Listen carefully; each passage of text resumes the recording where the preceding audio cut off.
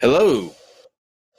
I'm just pulling up the the chat. Sorry for I that forgot. awkward introduction, like they all are. What'd you say? What were you gonna say, Steve? Oh, I forgot. I had the video playing in the background. I thought Dave was playing the intro again. I'm like, what's going on here? I'm so confused. No, we are running like a well-oiled machine, except for me Awesome. being late. Except for me being late, I Because had of a technical issues?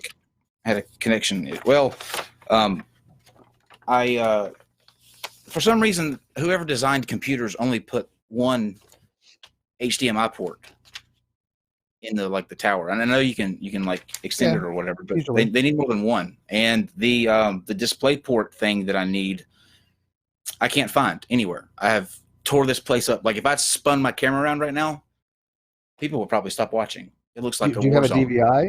What is it, like a little wide white connector? It's That's a it's DVI yeah, connector. it's a DVI connector, but and I have Yeah. one like somewhere, and literally it looks like a hurricane has passed through here. Yeah, no, But I've been there before. but yeah, all because I need two HDMI ports. Anyways, Yeah. tonight we're Get gonna it, get it, get a dual graphics card. well, Get a GeForce. what I did was I used the I want to say it's an HDMI-C maybe. It's the Mhm. little mini one. You know what I mean? Like Yeah. and Yeah, of course. I have an adapter. I made it work. I MacGyvered it. McKyled it. But Until it blows up. so we're gonna do something different tonight. The past couple of weeks we've been dealing with some either heavy subject matter, controversy, or conspiracy, and I have just had my fill for a week or 2 weeks. So we're gonna have some fun tonight, and it's actually gonna be all about you guys. If you have any questions, if you want to argue with me and Steve about something, we'll give you that opportunity to come in and do that. Until that happens, I'm going to be running through what goes on with Steve. I can't see the screen obviously because I've got a camera. Are you typing? No, that's Dave.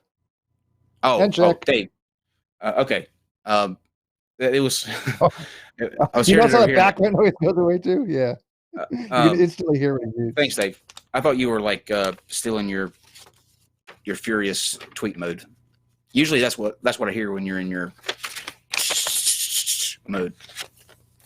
But where was I? Oh yeah, NunBot. So what I'm going to do tonight is I'm going to go through what all NunBot can do. I spent yesterday going through and uploading a bunch of scripts. There's a lot of cool stuff that she can do technically, if I did it right. And there's no way for me to know that until we start a stream, which is now. So we will find out together if that happens. Steve, do you have anything that you want to throw out there before No, I dive into? I need to no, but I need to play with NumBot a little bit too. I'd like to know, is there like a feature list or something? Or just would it kind of go over each kind of thing that it can do? Well, you can go to like the base API for it is Streamlabs. There's like a standalone thing they do, but then once you have like the standalone, you can like apply a bunch of scripts and stuff, and like sort of make it your own. The only downside to that is like it's based here out of my computer. Like it's not like a cloud thing. But actually, I take that back. I'm lying to you right now because if I read what I think I read right last night, they now have that in the cloud somehow through Streamlabs. I think it's called CloudBot or whatever. But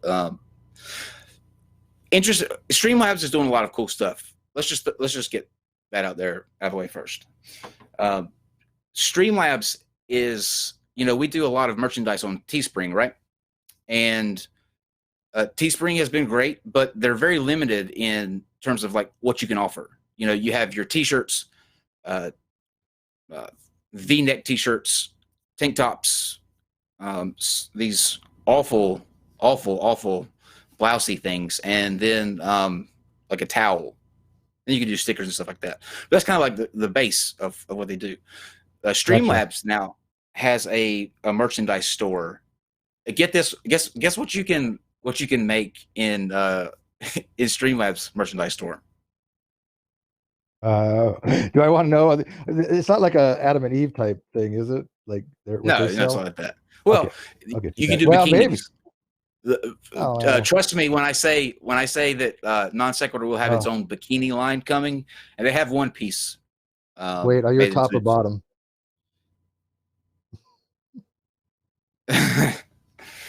uh, I'm a top, Steve. Yes, I'm a top when it comes to. Man, yeah, chat is going crazy with this NunBot. I swear. I mean, everything is NunBot. Oh yeah, it's They're just cool. playing with everything. Go nuts. That, that's another. Okay, so let me just finish off with the merchandise store. So starting in 2 weeks, that'll give me time to move everything over.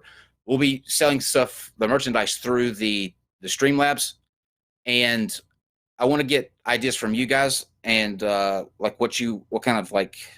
There's two ways you can do things in terms of merchandise, right? You can do the funny meme type shirts, or the sort of like the Steve, if I said graphic tee, would that make sense to you? Are you young enough to know what a Yeah, graphic tees are? just a T, just a T with a graphic on it. Well, yeah, but they're Like made to look what's the word? Not memeish, if that makes sense. You know what I mean? Like they're not the funny type Well, I mean, shirts. I People mean, people I worked for Kohl's for 6 years. I mean, we had graphic tees, okay. but I don't know So how you you're did not using it. look at Yeah, me I mean, judging you. we clearly sold graphic tees at Kohl's. Look at me judging you. So yeah. So I want to get you guys feedback. Let me know the kind of things you want. I am going to do a bikini though, just because I have to do this for some reason. Like I have to design something. It'll be classy, but they also provide all over shirts. So where Teespring would limit you in terms of only being able to put something right here in the front, you can make an entire shirt. Like I could just put your smug face on, make it the whole shirt, your whole Nice. face, and I might do Yeah, that no, actually. that's cool. So that's what they're doing in terms of the merchandise. Now, when it comes to NunBot, and I'm not sure. Whoa, they are going crazy with this. Yeah, I'm not kidding, right? I mean, so I'm This just is the watching it scroll. so over here's Hundreds of over people here's the just screw just typing NunBot. over here's the NunBot station, right? And last night I went in and made ranks for everybody. Now here's how the ranks work. If you have to hit a certain number of points in order to get ranked, right? And I know you guys can't see this. This is just me pointing, but 0 to 24, or to excuse me, 0 to 19 points are what we call new sequiturs. Those are just new people in the chat. They're maybe the first time watching. Inter sequiturs are from 20 to 49. Reg sequiturs, you see where I'm going with this, Steve? Reg sequiturs are 50 to 74. Fab sequiturs are from 76 to 124. Or excuse me, 76 to 124 are what we call max sequiturs. And then you get to be a pro sequitur if you're above the 125 mark, or the 200 mark. And you're a triple X sequitur, which is really hard to get. So these are just going to be the people who watch like every single show. They're going to be 250 and up. And your ranks allow you to do different things within the string. A lot of people like to come in and talk in the live chat before we even start the show. Like it'll be hours and there'll be conversations going. Well, now when you're there, it's set up through Google Music. You can request a song. As you're ranked, you can request more songs. You can even, if you get up into the upper ranks, you can skip songs, veto songs. You get to pretty much run the little show there. For people, and somebody try this out now, for people who do the word exclamation point first, exclamation point second, and exclamation point third, You get bonus points for every time you do that. So if you're first in the live chat, make sure that you put exclamation point first. And if you see first come up, make sure you put exclamation point second, and you'll also get points. You get 30 points for being first, 20 for second, and then 10 for third. So NunBot will let you know if you didn't get that, and she'll also let you know who got that. There's also each show, depending on the previous show. So like if you're tuning in from tonight from last night, there will be a word, a keyword that will be pulled from last night. Now there's not one tonight because I wanted to explain how it went, but last night would have been probably Freemason, or it would be something like, you know, Russian vids, his bottom line, or simple. If you use that word in the live chat, NunBot will give you 100 points right off the gate for guessing it'll be the secret word, but it'll always be on something or based on something that we did in the stream before. So just if something stands out like beta or amazing, those will most definitely probably be the keywords, just to see if you're paying attention. Okay. Dave, can you do me a favor while I'm going through this? Will you see if anybody in the chat actually tag Dave, tag Bullionator if there is something that you want to come in and talk to Steve and I about, because I'm going to be looking over this way and I won't be able to pay attention to what's going on in the chat, or Steve can look for it too. Okay, so as far as what you can do with your points, there are three different avenues that you can take in order to redeem your points. And the way this is going to work is I will set it to where in the first 10 minutes of the show, you can redeem your points. And in the final, like when we're doing super chats and that sort of thing, you'll be able to do it, just to avoid everybody going crazy during the show and it being distracting and that sort of thing. So those will be designated times that you'll be able to redeem your points. You'll be able to redeem your points for things like a super chat. So if you know that you have X amount of points and you want to say something, when I open up super chats and start reading them, that will be a good time for you to redeem those points. And then NunBot will prompt you on what to do after that. Merchandise from especially from Streamlabs, because it can connect right through. So you'll be able to, each item of merchandise will have a Streamlabs code with it. You'll just redeem your points, type in that code, and then that merchandise will go to you. We'll also do it for things like if you want to be, if we're doing an after show that involves, you know, someone like RN, and it's a really, you know, it's a after show where people want to be in there and a part of it, you can, we'll open it up. You can do that. We'll also auction off those spots too. So anytime we do something special like that, if we have a special guest, we'll auction off, like you can come hang out before the show or be in the after show. You'll be able to bid your points and auction them off. NunBot will handle all of that. And also, there will be times in streams when it's laid back and low key, when we're not doing anything too serious, and we have something like somebody like Russian Viz, for example, and you know, we're just getting frustrated or whatever. NunBot will allow people with certain ranks the opportunity to steal points. The only catch is you will have to guess randomly a number, and NunBot assigns that number to somebody randomly in the chat, and it doesn't matter if you have 0 points or you have 500 points. If they guess that number, then that person is able to steal those points. However, it just motivates you to watch more, because you won't have to worry about losing anything. As she's doing now, she will announce ranks. Once you hit that level, you can't like ask her for your rank. Once you hit it, she'll tell you. Let's see. I think that's it. Yeah. Now, these are just the things that I was able to get to last night.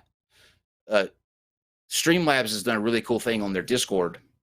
They have a StreamBot Discord that has literally hundreds of scripts, and you can do things like a wheel spin. You can play roulette, and a lot of these games will be available for you guys who are like hanging out in the live chat before we start. You know, if you're here like 30 minutes before we go on air, you guys can get together and play those games. There's trivia games where it'll ask you random questions, and as you get answers right, NunBot will give you points. It's all about a points thing.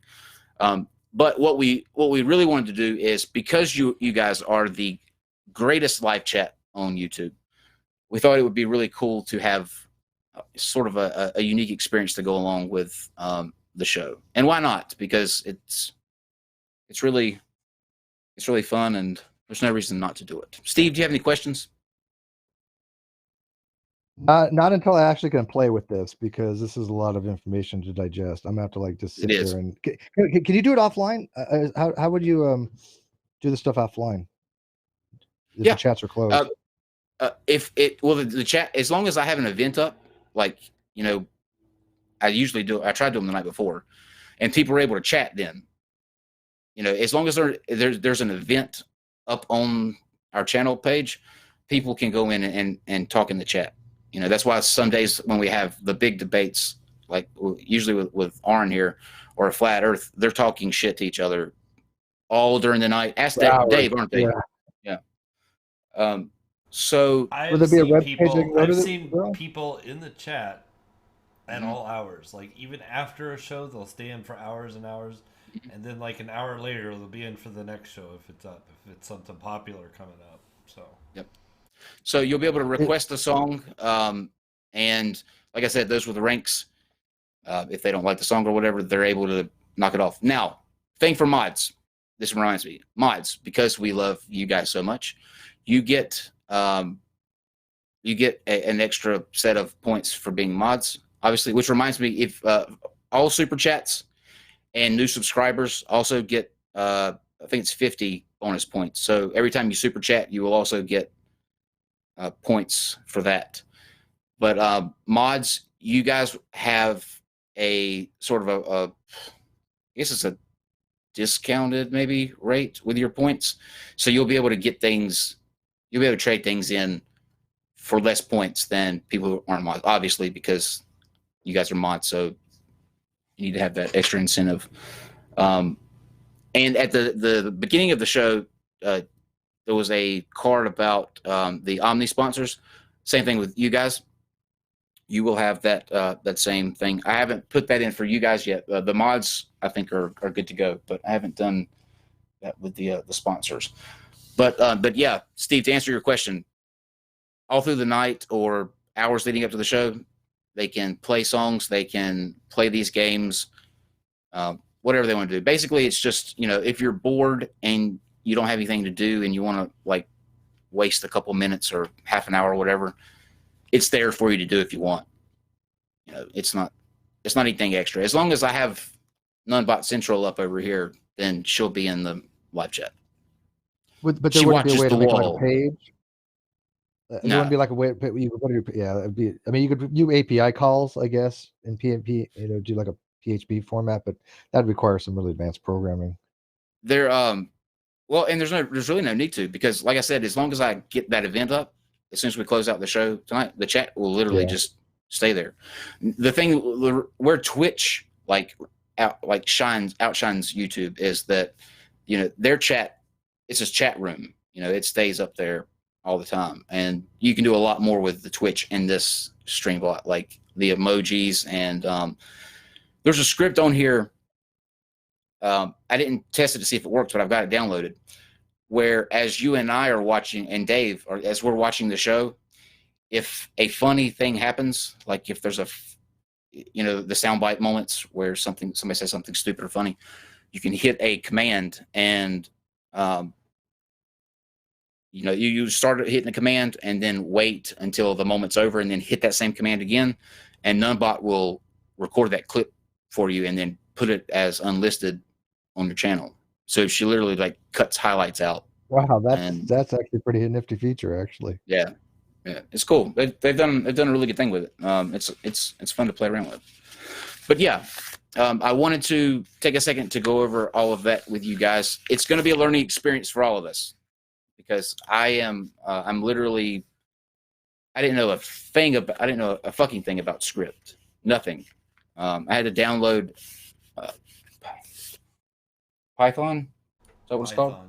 Python. Yeah, Python. So I had to download Python, and I don't know what it's called, but I learned it. I'm literally going blind here, but so far so good. So yeah, that's all that I have in terms of NunBot. And to be honest with you guys, I thought it would take me a lot longer than it actually did. So I hope somebody's got something to talk about. Oh. I just played that noise because somebody did a bang ding and the put ding, tried to do a ding on NunBot, so I was trying to fool them. I've been Pavlov conditioned to think that you're calling me an idiot when you do that. No. Team Skeptic, come on, nobody got that.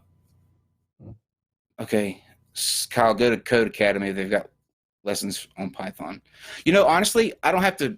That's the funny thing. Like, I just had to download Python and send this chatbot to a specific folder within Python. I don't really touch the program. All it is you download the scripts off of Streamlabs Discord or GitHub or one of those places, and then you just import it right into the StreamBot. It's really easy. You want to play debate roulette? Okay. Which two people want to come in here? And what topic? We'll figure that out when they get in. Cutthroat. Can you donate to charity on my behalf if I happen to be a winner? Sure. Absolutely. Okay, Ash Scott, when are we getting a show about the crazies who think that stage magicians are using real demon magic and hiding in plain sight? That shit is funny. Does that exist? Send them my way. We'll make it happen. Full of Joy 365 says, are there NunBot instructions for those of us that didn't catch it the first time? There will be. That's going to be something that I have to put together because you tailor make the commands based on whatever your objective is. So since we have we're going to have a store where you're able to trade in your points and all that kind of sequence and the steps that you have to go through to do that, I'll have to lay out because of the way that it's going to be worded. Like each command will be like buy merch or buy super chat, and there's no like standard for that already outlined because you're using like keywords. So I'll have to do that. But I will do that. Yes, we won't throw you out there. Hurry up and hit 30,000 so I can congrats. Yes, not to witness. Well, that's not up to us, unfortunately. I would love to be at 30K, but thank you. Non-sequitur, does NunBot accept human souls as payment for points? It depends on the soul. Yeah. It depends on the soul. Give me them. Those souls that have been rode hard and hung up wet. Or the souls of the babies we eat as atheists. So yeah, that'll work too. Yeah. Yeah, one soul isn't worth as much as another soul, so you got to like weigh them carefully. Tell Steve not to be too smug, making fun of Kyle and Python. Not so long ago, he confused. Oh, I don't know Python. The Diabetes Monty Hall thing with Monty Python. Yeah, no, did you really? Yeah, that's true. Yeah, I think I did. Yeah, that's true. I never learned Python. No, see, I started with like DOS 2.11. I learned various versions of Israel DOS. I took Focal language a long time ago, which was a mini computer program that I was on a computer. One of those, those things where custom kids get together and they have to design programs. I was in one of those contests. I got like second place with my group. And then I had to learn a little bit of Fortran, and then I learned Visual Basic and Assembler. Forgot about those, but I did program in Visual Basic enough to actually make a database for Radio Shack that I was working at to track their Radio Shack Unlimited. I wrote an actual database for the store where we could actually see the person's names, address, check in the part when he came in, and notify them. And this was back in in the early or mid 1990s. So computer programming there was rough, and so you actually had to know a little bit about programming to make a database. It's not as easy as just like you can get software that actually does it all for you now. But I was years ago, so I really forgot about all that stuff. There was a question from Rodent, no last name. At Steve, can we trade points to make Kyle wear a funny hat? Two things with that. Number one, that's a good idea. Maybe we should have things that are you guys can buy to make Steve and I do like crazy stuff. Not too crazy, but you know. But your hair. No, that's top level crazy. That will never happen. Not unless it was for charity. I would do it for charity, but that is the only reason that I would cut my hair. But yeah, we can do something like that. I got a good one. How about we do a or a point option to give you the option to mute Steve at any point? Dude, you talk 90% more than I do. Or they want to mute me. Cal and Steve debate. Yeah, we do that on a daily basis. Yeah, we've watched the show before. That's kind of like a daily thing. We really, we really shouldn't have. Maybe come on, because I really thought this would take me a lot longer to get through. But I didn't. Like I said, I didn't plan on anything to talk about because I just wanted like a nice, easy stream to talk to you guys, and maybe get some feedback from y'all on things that you were thinking or that you wanted to see, things like that, and then we'll pick back up with Flatter Day tomorrow. Also, we do have a private hangout if you're a Patreon at 4 tomorrow. So make sure that you join us for that. And what else do we have coming up? Oh, Jimmy and I on Sunday will be starting the Come Debate Us. So Curve Pimp. Oh man, this name again. Thank you for the super chat. Oh wow, he must really like you, Steve. Super chat for $20. Curve Pimp Hentowski, the Laughing Jester. No, don't mute Steve. Thank you. Can we spend points to suggest videos for you to react to? Absolutely. That's a good idea too. Do we get points for liking the video? No, and I actually looked for that. There's not a script. There's not a script as of yet for that. If any of you guys out there are coding whizzes, though, I'm sure that you could probably make some sweet dough with that. All right, so yeah, dude, I really wish I would have kept up on my coding. I miss programming. I even had like a TRS-80. I had a TI-94A that I programmed in extended basic. I had written some pretty decent stuff, and then I lost it all, and it kind of sucks. But coding is fun, and I respect coders a lot, especially the coders that are really back in the day. You didn't have all this extra memory, right? You didn't have gigabytes of memory storage. You had literally 64 conventional memory, and then you had extended memory up there to get to a little over a meg.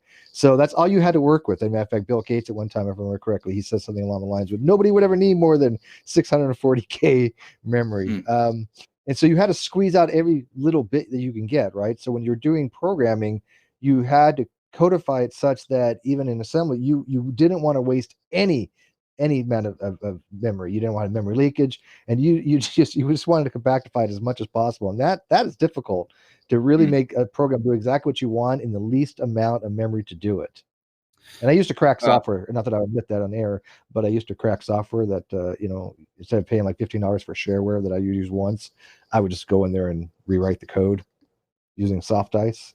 People might know what I'm talking about. Our buddy Joshua Libyan Nile sent a super chat. Thank you for the super chat.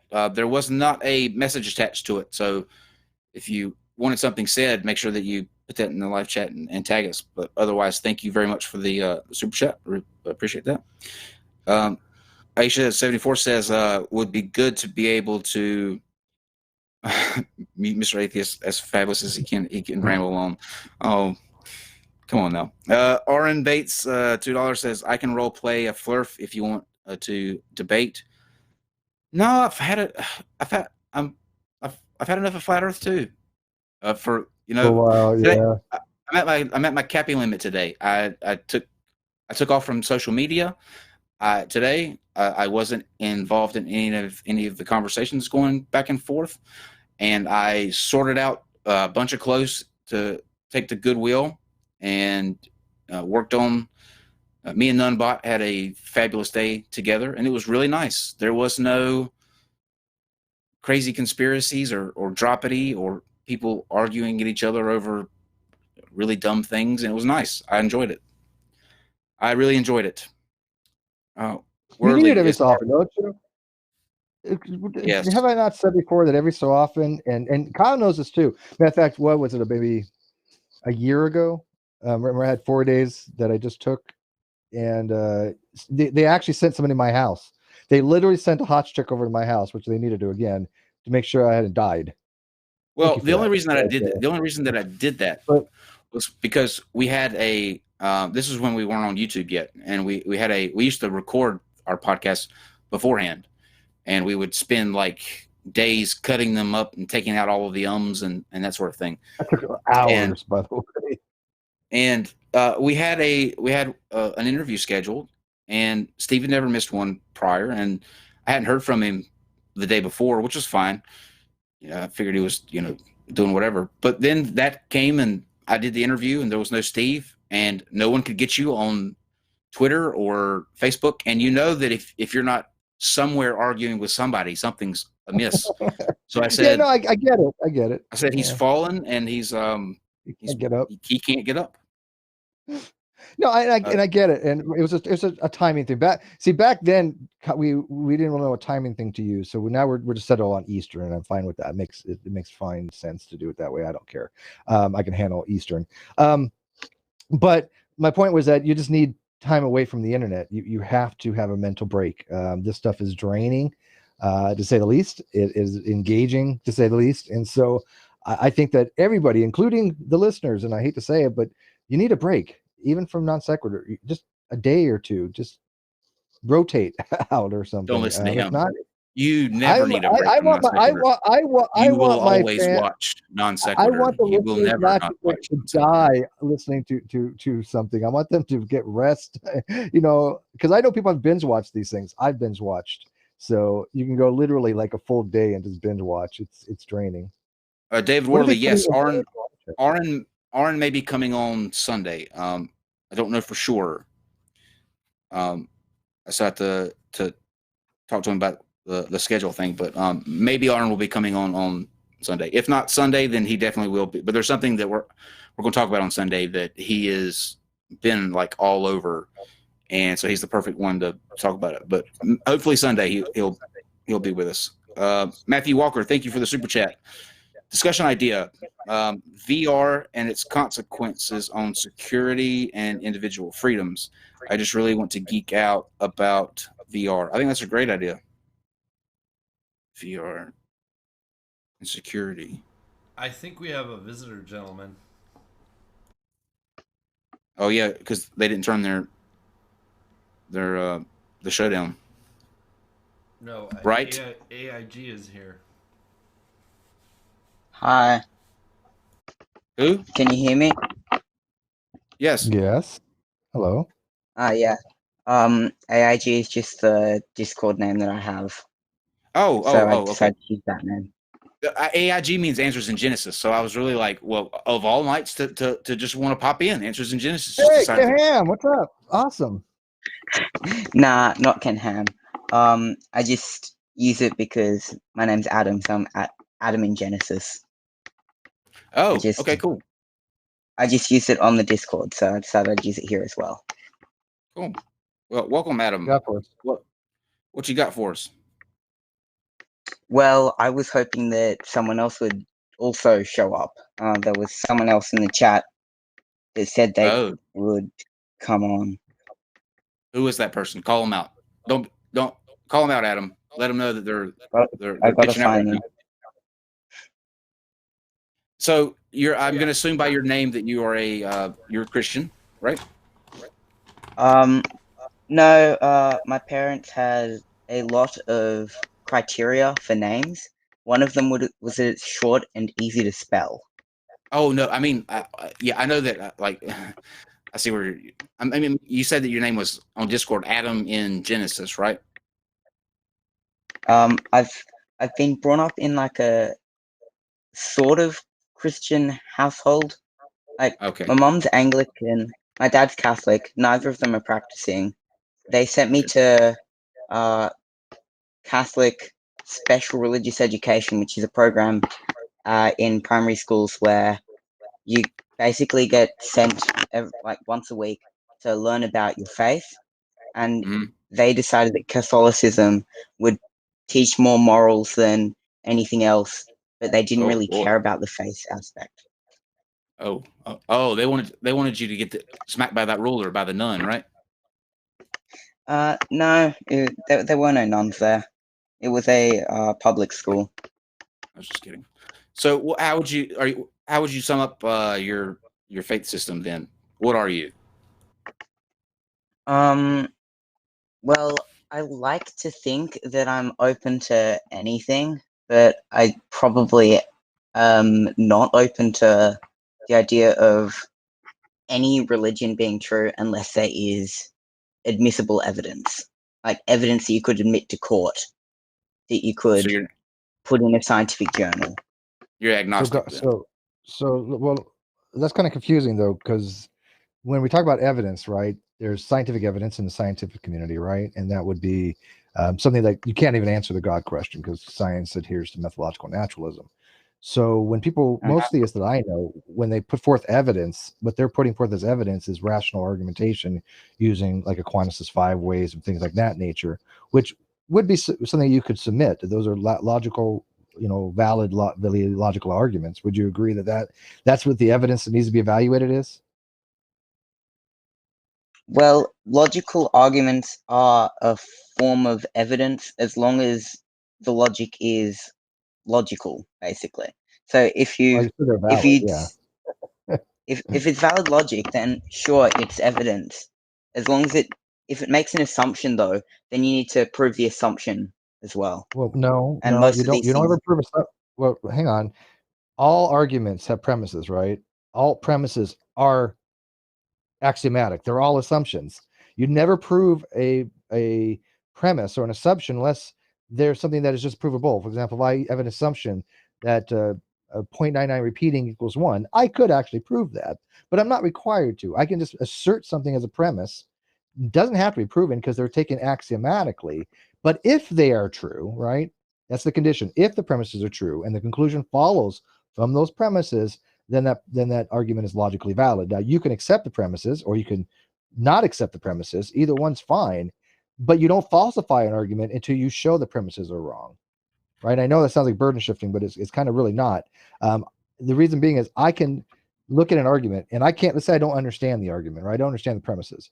I just say, hey, look I just reject that argument. Okay. And I think that's kind of, well, I put it there. I don't accept the argument, right? It's rational to say I don't accept the argument that you don't understand, right? But you haven't falsified that argument, right? You haven't shown a premise to be wrong. In order to show that the argument's wrong, you need to show one of the premises not to be the case to be true. You don't have to prove the premises to be true because you're just asserting them as true for the sake of the argument. And then if somebody can show they're wrong, they falsified your argument. Does that kind of make sense? But by the very nature of a premise being a premise or an axiom being an axiom, if you can prove it, then it's no longer an axiom, which means that if you can't prove it, then we can't know it. No, you can know things you don't have to prove. Knowledge doesn't require proving. You don't have to prove an axiom. That's like you said, axioms of provens are no longer axioms, right? We don't prove Peano's axioms in mathematics. We accept that zero exists. We accept that you can take one number and add it to another number. We accept things like transitivity, reflexivity, commutivity. We don't prove any of those properties, right? They're just things in math that are not provable because of in Gödel's completeness theorem, you don't prove everything in a system, right? No logical system is ever complete like that. So you have to take things axiomatically that you cannot prove. Let me ask this question too. Adam? Who were you? You said you were talking to somebody in the chat. What was that about? That was someone who also said they might come on. Yeah, no, I'm trying to get to what you guys were gonna come to talk about. Obviously, because you're having a back and forth with them in the chat. What is it that you guys were going back and forth about? No, we didn't have. We were kind of just both hoping that we'd figure something out when we got up here. But I think I have figured something out, and it's a question for Steve, and it's what's the difference between knowledge and truth? Just for me? Yeah. Do you think there's a difference between knowledge and truth? Yes, absolutely. Knowledge in epistemology has to meet certain criteria. One of the most basic understandings of knowledge that most people generally use is called justified true belief. There's 3 conditions for that. That the premise, the proposition has to be true, the subject has to believe the proposition, and you have to be justified to believe the proposition. Now, there are problems with that particular approach. They're called the Gettier problems. But many of them out there. What? There are many problems with justified true belief. Well, there's problems with it because with any belief first theory, you're always going to run into Gettier types of problems because of epistemic luck. But it's still a theory of knowledge. It's still usable. I still use it for basic things. And so one of the premises is that the P is true. So it's a condition that the proposition is true in order to have knowledge. So knowledge is not synonymous with truth. It's that truth is something that we evaluate a proposition to be. Propositions can be true or false. So if a proposition is true, then that's the case. Then we can have knowledge. So you're saying, knowledge can be false? Oh. No, you cannot have false knowledge. Then does knowledge have to be the truth? Knowledge has to be correct. Knowledge has to be something that cannot be false. It has to be true, but they're not synonymous terms. Knowledge is not equated to truth. If P is true, then we can have knowledge, right? So knowledge has to be always the case, which means we'll say that it's true. I've already given you one night this week, Steve. Give me what? A knife? And one night to do this philosophy. Oh, I don't know. With truth and correctness. I know it is your fault, Adam.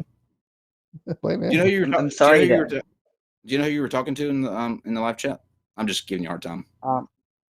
I've lost them now. But the other thing I wanted to bring up is, Steve, you also said something about mathematics, like the axioms of mathematics, like that 1 is 1, that 0 exists, things like that.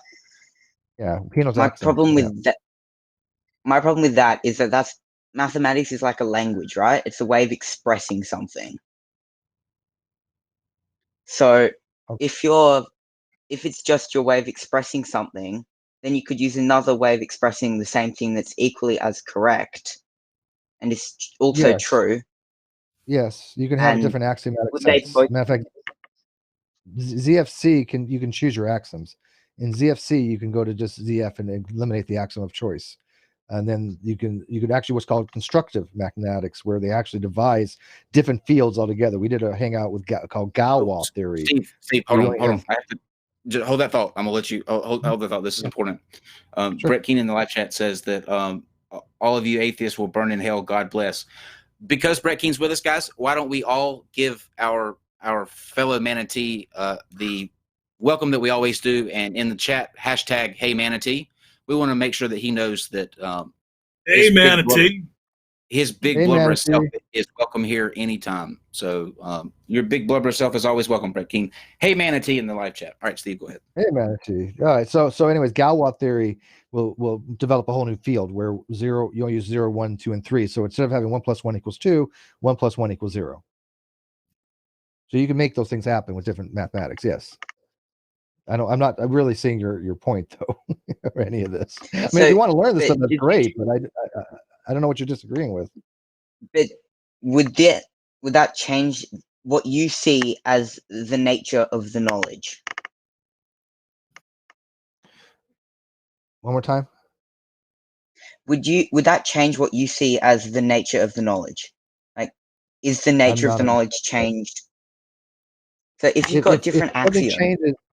yeah, then I'm no, because knowledge is based upon certain truths. If you're changing the framework, then the framework that you already had, it still would be truth in that framework. If you make a whole new framework, then you have a different set of axioms. But both are true and both can describe the same thing. Yeah, right? you can have multiple truths and multiple frameworks. Yes. You can have different mathematics that are true. So if you have the knowledge of both truths, then they're both knowledge and they're both true, right? I guess so. From it sounds like from what you say, you're a little bit odd on how you're framing it, though. Do you get that to have knowledge, it has to be true? The proposition has to be true. If I say I know P has to be true. I have to believe that I that is true, and I have to be justified to be true. So if I'm looking at mathematics and I'm saying 1 + 1 = 2 in the reals, right, in real mathematics, and when I say real with mathematics, I'm not I'm meaning for real analytics, right? All real so numbers. in the field of the reals, right, for all real numbers, then 1 + 1 = 2. That is an objectively true fact. That is an analytical fact.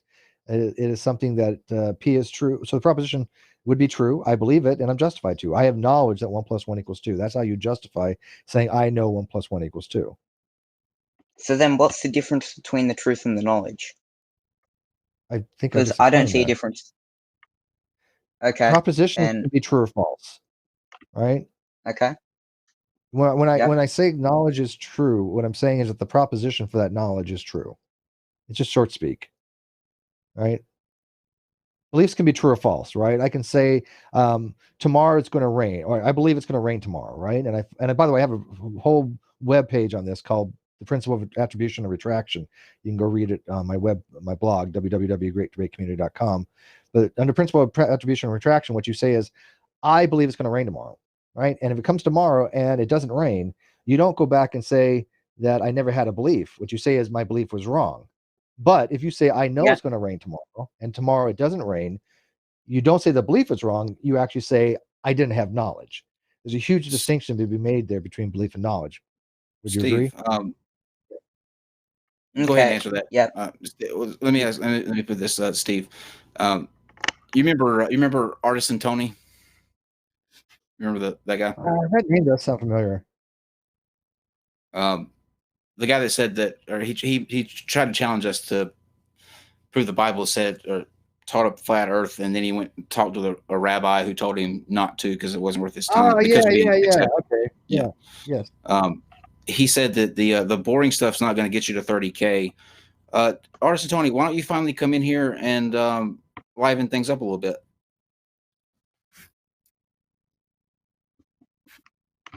I'll wait. What do you say? Well, no, Artisan Tony's got to talk to his rabbi before he can come on. That's what he said last time. Traditional Catholic, I think, is going to come in here too. Hey, is it all right if I share? Hey, what's up, Steve? Is it okay if I share what I had to share here? Go ahead. So, not on your same topic. What's your name? I can't even read it on the screen. And something in senses? Adam. AIG. Adam AIG. All right. I don't know if you remember a week or so ago, I mentioned to you I was working on a song. That last rap that you put out, somebody wrote a rap about you guys, and it inspired me to write a song parody based on Billy Joel's "We Didn't Start the Fire," only it's called "We Love the Dumpster Fires." And I've been working on, I just been watching videos and writing ideas down, and I'm kind of at a stopgap. So I wanted to just share a few lines that I came up with and then ask for your help and maybe the chat's help to help me remember more information or more topics and more people that have been on your channel that would fit into, because if Billy Joel's song "We Didn't Start the Fire." There's like kind of long lists of occurrences and people's names and things that happen throughout history. So like so far. Oh, go ahead. I've paid good money, John, to have a therapist do her best to get me to forget all of that stuff. So the live chat will definitely have to help you out there. Okay. Like here's some of the lines I came up like the refrain is we love the dumpster fires, and then there's the other line in there. They've been burning since non-sex been streaming. But then like where he starts listing everything, like some of the lines I have is cinnamon cereal, fabulous hair, garbage ferret beyond compare, Kyle Curtis on Montfrere. And then I wrote all this stuff down about Steve.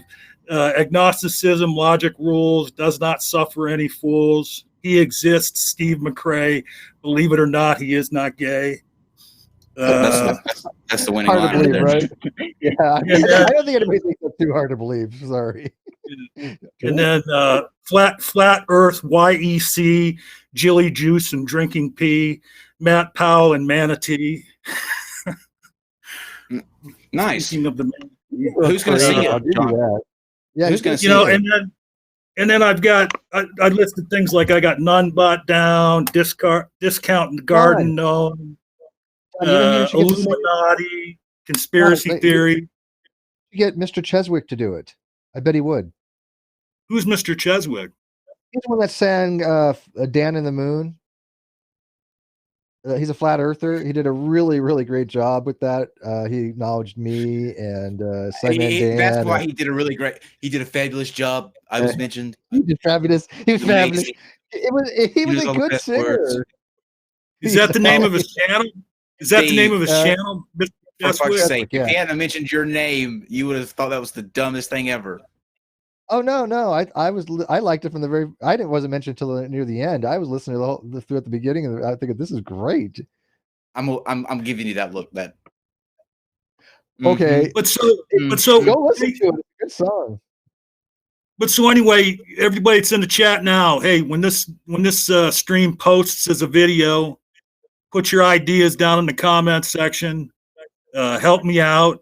Go online and look up the lyrics for "We Didn't Start the Fire," and try and match it to that as far as like the syllable count goes, and see what you can come up with. Or if you just have want to list things that about the show that should be mentioned in there, please do that as well.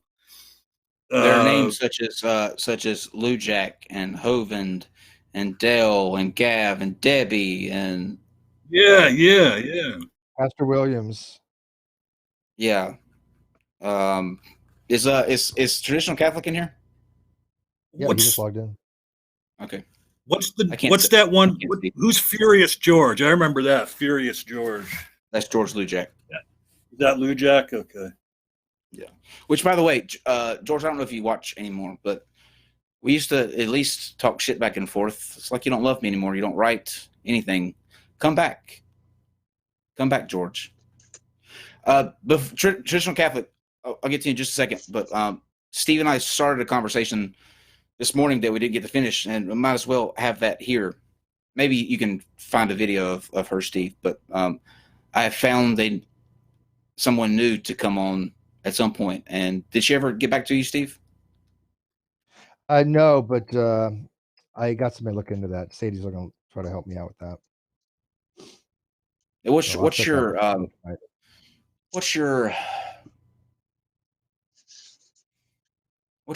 pushback on that? I think she's like Shanny 2.0. I just think she's. Oh, she was. Stuff. Oh yeah, she comes off as a nutter to me. What were they even talking about this morning? That's the problem. I don't know what her rant was about.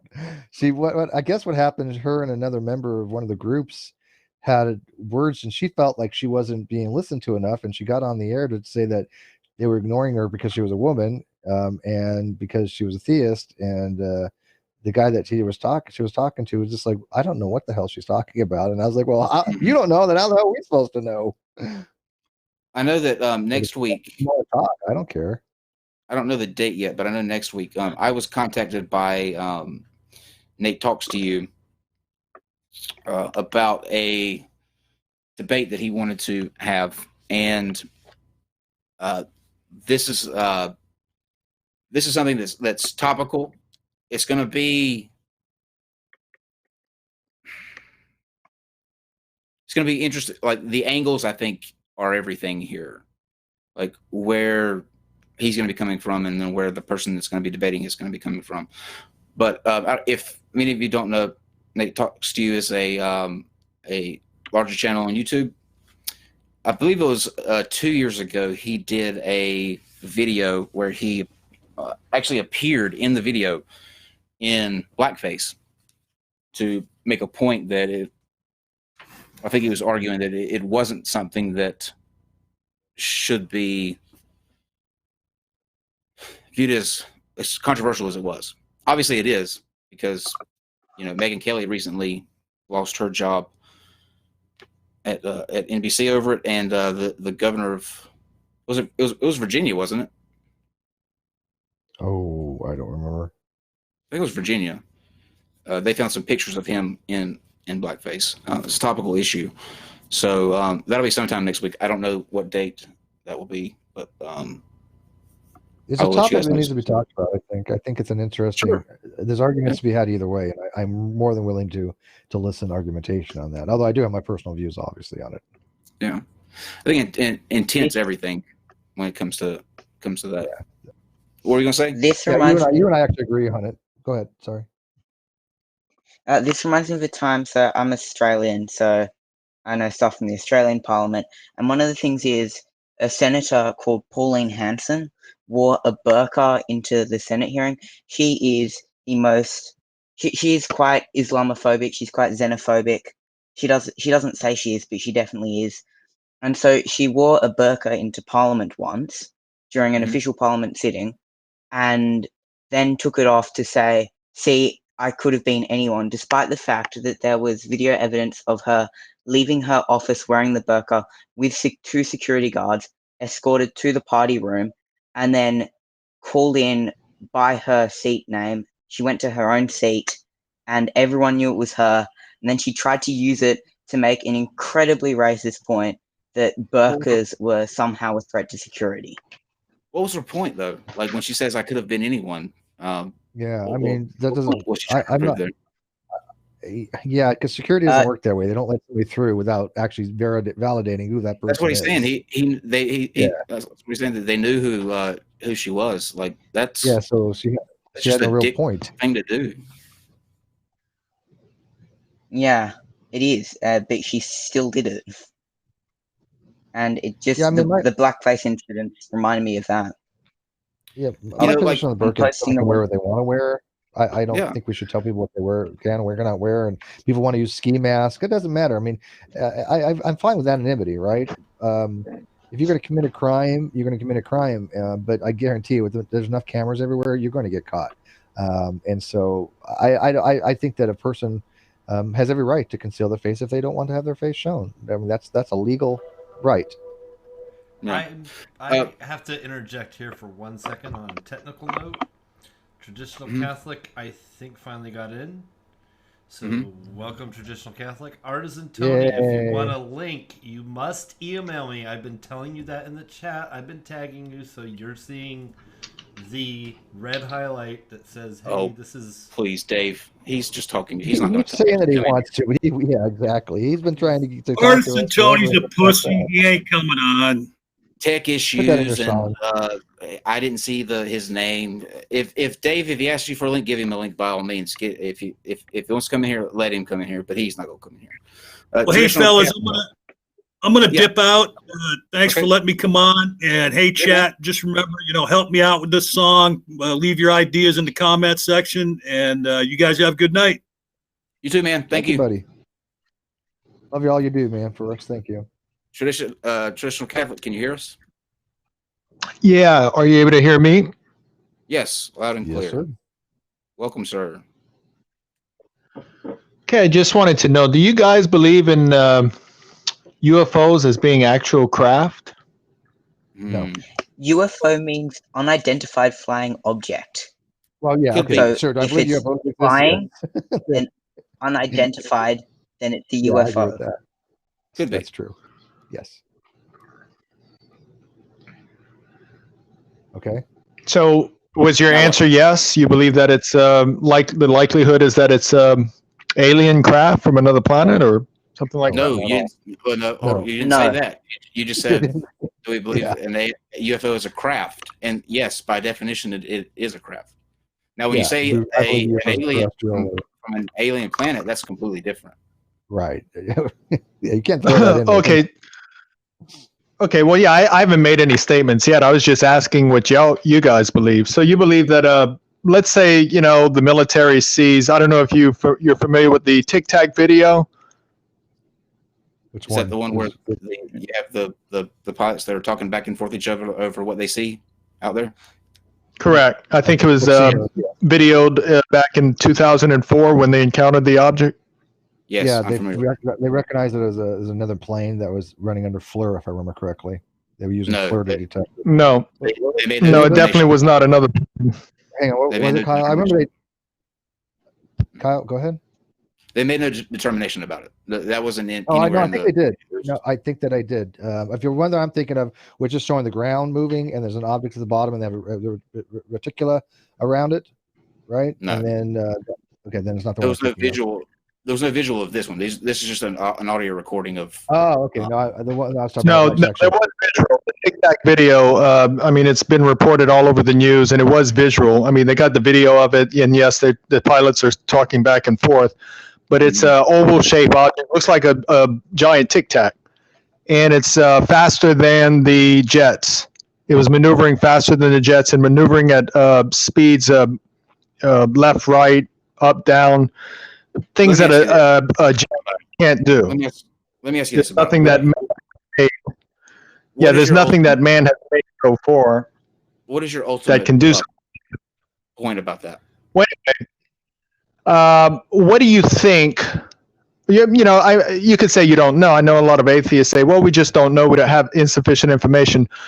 But do you think that there's any credibility to this being some type of craft because of the maneuverability of it?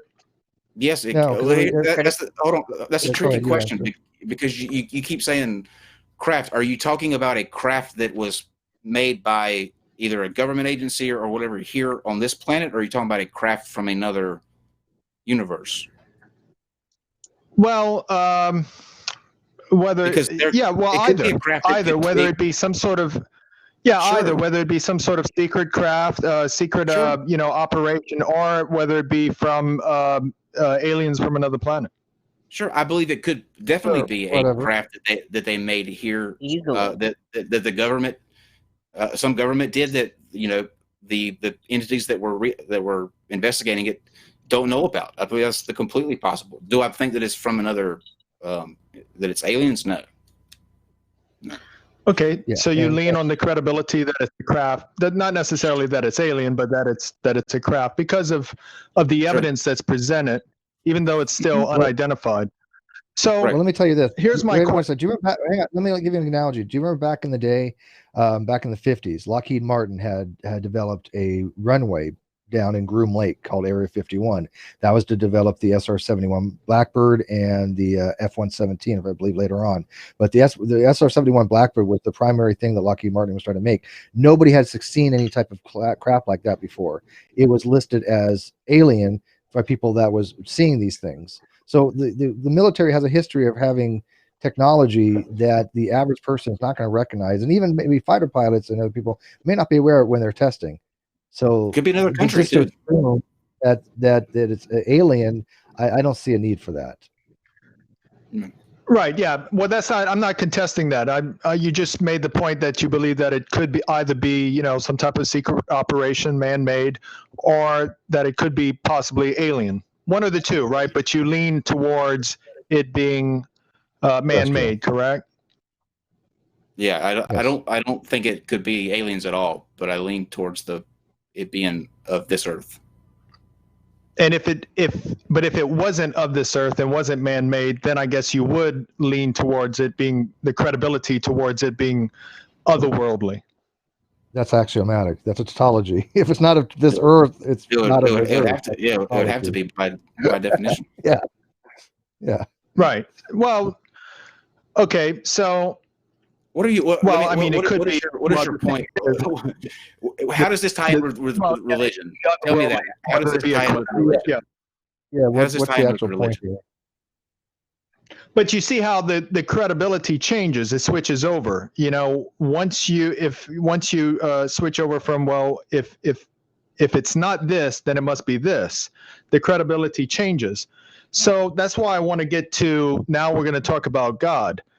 And I'm going to ask you the same question with regards to that, but it's a little different. Let's say there was someone that appeared to both of you, and they looked like, you know, some of these early paintings of Jesus, or the face of the Shroud of Turin. It's supposed to be Jesus's burial cloth. Yeah, it's a fraud. Okay, well, let's say someone appeared to you, long beard, long hair, and or short beard, whatever Jesus had, and he tells you that he is Jesus. He's the second person of the Holy Trinity. He is God. He created the universe and all life in it, and he's going to prove it to you. And he's going to prove it to you by snapping his fingers and making the entire universe disappear except for the earth and the sun. And, you know, give the scientists time to check it out and so forth to make sure that the universe is no longer there. And once it's confirmed that there's no more universe out there, just the earth and the sun, would it be more credible, his claim that he is God, versus a person that came up to you and snapped their finger and nothing happened? I'm okay with that. Yeah, totally. I'd buy it. Yeah.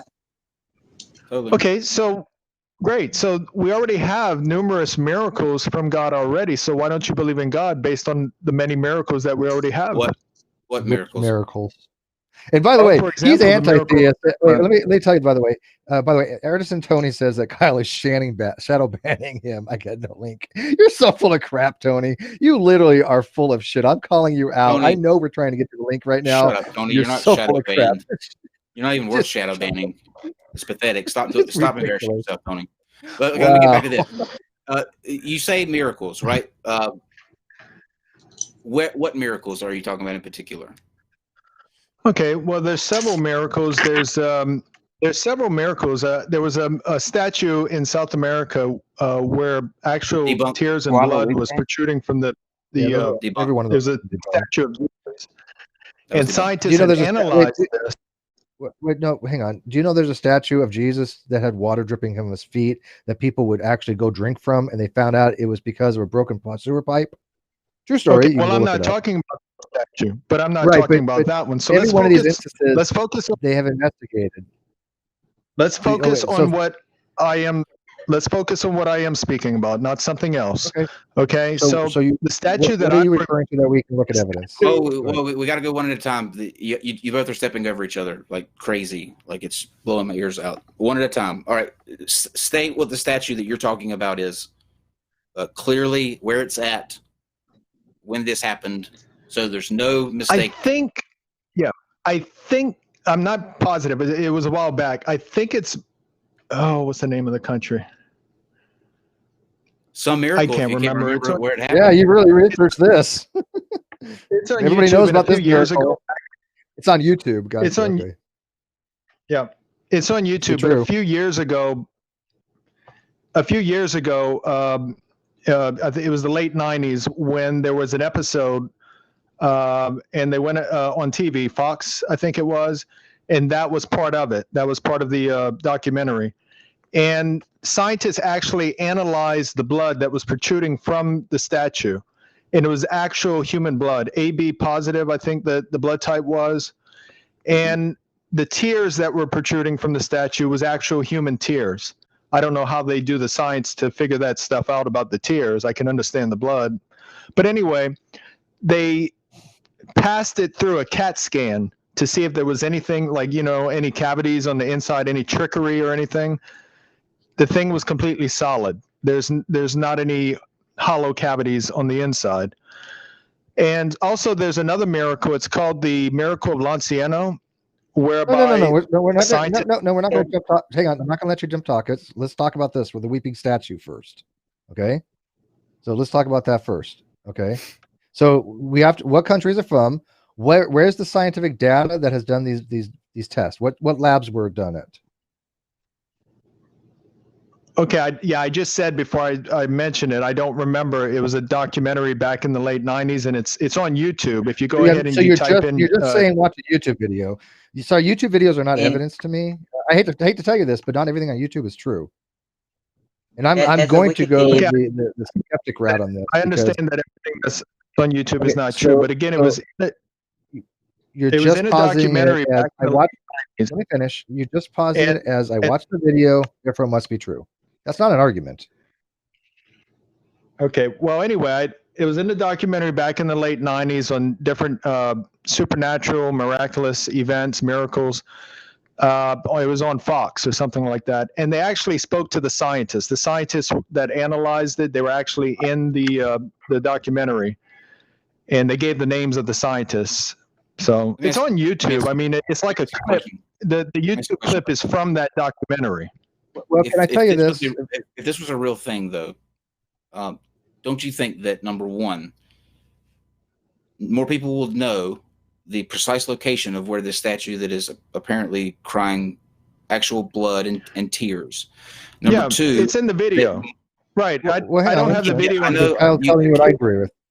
They say the country in the video. Okay, I know, but you keep saying that. Like, let me give you an example. Right, if I was walking out of my house today and I saw if I saw a dead cattle that had just got hit by a car on the side of the road, if I saw it literally rise back up, straighten its bones out, and start darting across the yard, I would remember what day that was. I would never forget what day that was. If this was a real thing, how can people not know where this took place? Like, this should have been a global event, but it wasn't. Well, I know where it's at. I know the data on it. Let me finish. I know the data on this. Let me tell you this first. If this was a real miracle that you think it is, you would know everything there was to know about this topic. You'd be saying, here is validated evidence. Here's the reports. Here's the location. By the way, it was in Spain. Okay. Mm-hmm. You would know everything about this. You don't know anything about it. South America. No. You're not talking about. I mean, Italy. You're not talking about Sicily, Italy. There's more than one. Yeah, there's one in Brazil. There's statue in South America, but I can't remember what country in South America. There was one in Brazil in Cortina in 1997. I'm on a Wikipedia page with a list of all these reported Bleeding Mary statues. Okay, so he's talking about one vague one. It could be Italy, it could be Australia, it could be Spain, it could be Lebanon. South America. South America. Okay, Brazil then. Okay, could be Brazil. Here's the thing. I don't remember. Here's the I thing. have no idea. I don't remember. We can't talk about it. We can't talk about it until we know where it's from. Okay, let's move on to the miracle of Lanciano. Yes. The miracle of Lanciano. You can look it up. The miracle of Lanciano. Scientists analyzed the, you know the bread in every Catholic mass, and the priest consecrates the bread, and supposedly it turns into the actual flesh and body soul of Jesus Christ. That's what Catholics believe. Right. That's what Catholics believe. So, over 1,000 years ago, there was a Catholic priest that he was beginning to lose his faith. He was essentially becoming an atheist. And he prayed on this and asked God to, give him back the faith because he was beginning to have doubt. And when he went to Mass that day and performed the Mass and consecrated the Holy Eucharist, transubstantiation, the Eucharist, instead of just remaining looking like bread, it actually changed into actual human flesh and blood. Yeah, I don't believe that. I believe that's bullshit. I'll tell you right now. I don't not just believe that. I think that is outright 100% bullshit. Okay, well, let me finish. Hold on. Yes, please go ahead and finish, and then I'll ask you. Okay, thank you.